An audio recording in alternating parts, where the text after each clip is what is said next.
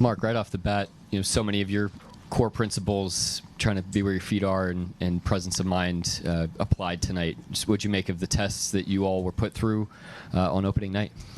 Yeah, it's a great starting point for us because a lot of different things. I thought they dictated the tempo of the game early, and I thought we were able to get some of our pressure and some of our stuff in the game in the second half. We had to weather the storm of, the Şengün shots were really tough shots. Tip your hat to him. And we just kind of hung with the game and worked the game. And then a lot of situations down the stretch, situations that you got to be able to handle the right way that I thought we did a pretty good job of for this early in the season. So there's a lot of, good learning in the game. You guys aren't new to games like this, but with the distractions, the emotions of the game, how impressed were you with their poise in a game like this, especially the Rockets seemed like they had the momentum the majority of the night? Yeah, it wasn't an easy night. I thought we got some great shots that didn't go down. And Houston played well, made plays. I'm glad the guys enjoyed the ceremony.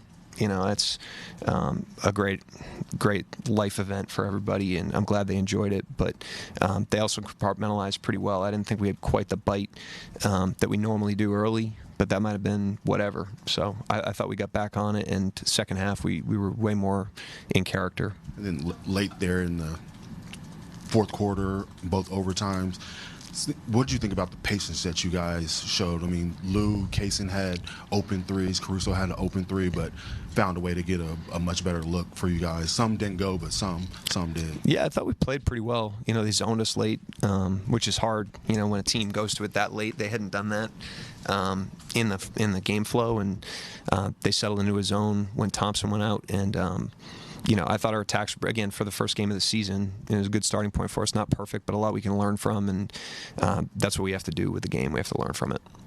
I know as a coach you look at the collective, but I wanted to talk to you about A.J. Mitchell, just how he handled the offseason and even obviously coming into tonight.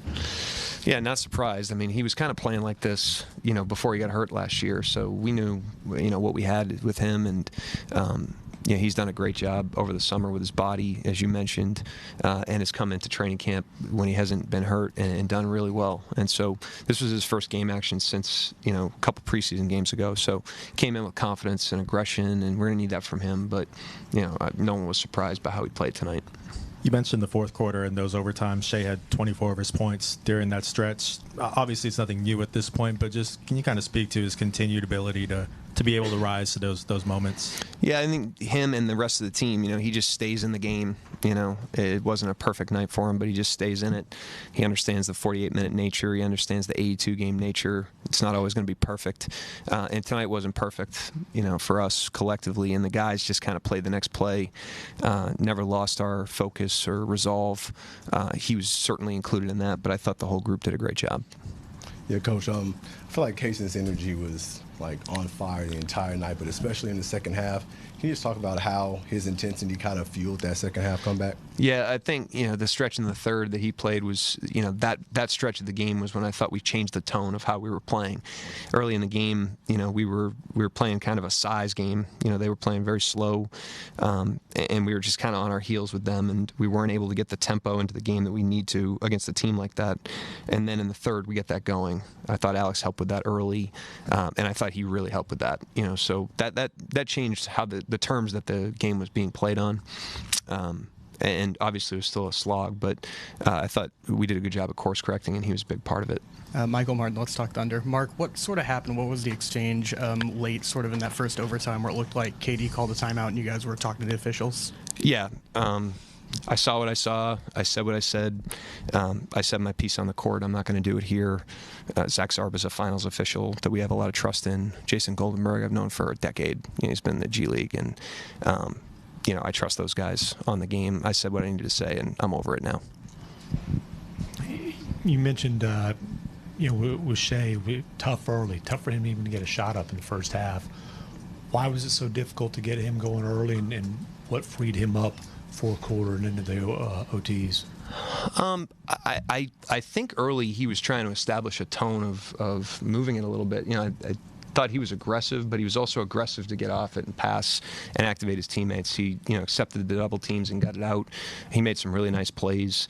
And then, obviously, when it's down the stretch like that, we're trying to shake him free more intentionally. And, we were able to do that. He was able to do that. The guys did a good job. I thought Hartenstein late in the fourth did a great job of freeing him up on the break and giving him a lot of space and tempo.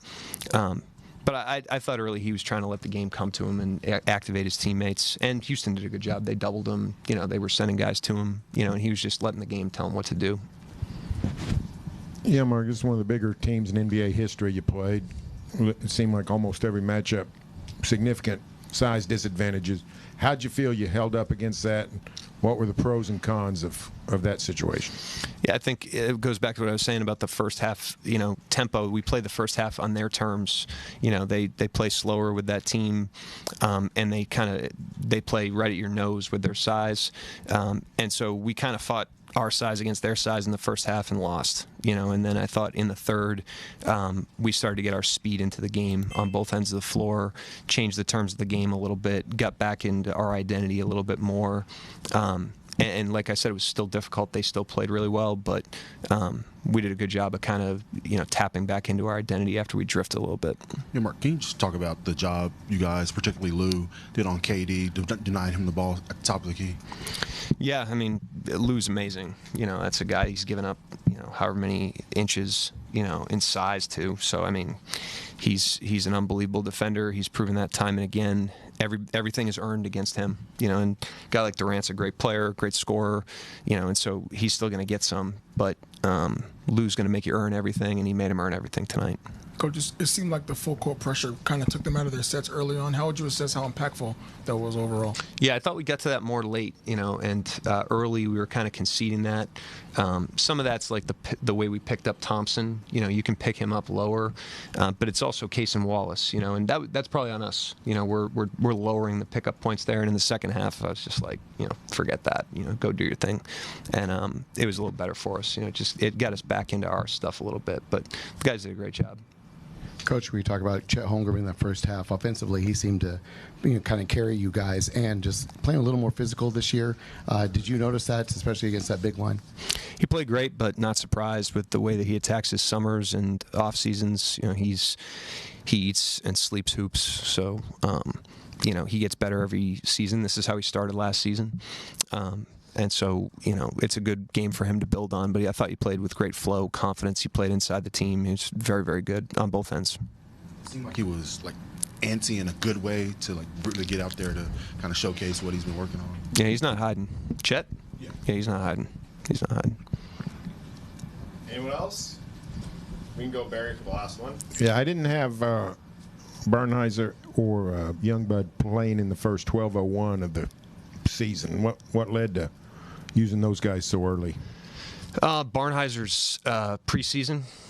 He's a guy that, he's got some real stuff that we value, and he's made continuous improvement. He's not a polished player yet, but I thought he did a really good job in his minutes tonight. And then CY was a situational thing. We had the ball with, 5 seconds left, and, he's a great shooter, so it was a situational sub. But we want guys to always be ready, and we got to put our money where our mouth is. Thank you, Coach. Yep, thanks.